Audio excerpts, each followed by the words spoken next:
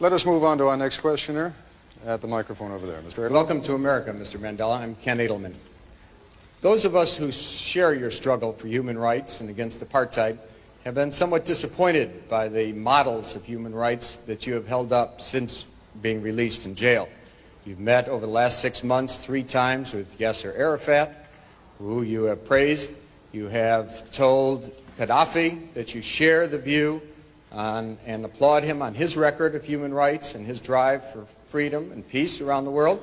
And you have praised Fidel Castro as a leader of human rights and said that Cuba was one of the countries that's head and shoulders above all other countries in human rights, despite the fact that documents at the United Nations and elsewhere show that Cuba is one of the worst. I was just wondering, are these your models of leaders of human rights? And if so, would you want a Gaddafi or an Arafat or a Castro to be a future president of South Africa? One of the mistakes which some political analysts make is to think that their enemies should be our enemies.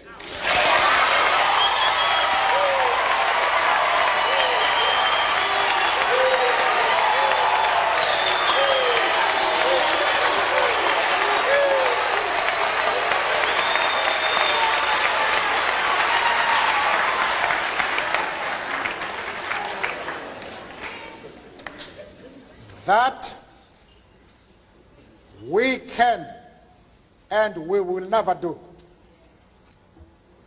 We have our own struggle which we are conducting. We are grateful to the world for supporting our struggle. But nevertheless, we are an independent organization with its own policy. And the attitude of every country towards, our attitude towards any country is determined by the attitude of that country to our struggle.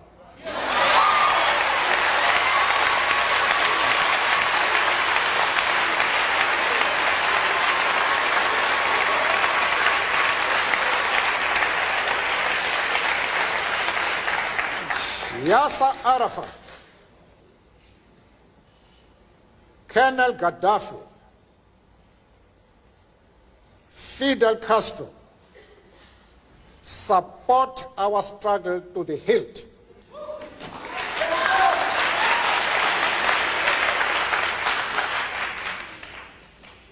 There is no reason whatsoever why we should have any hesitation about hailing their commitment to human rights as they are being demanded in South Africa.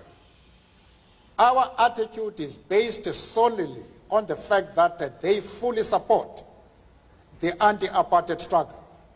They do not support it only in rhetoric. They are placing resources at our disposal for us to win the struggle.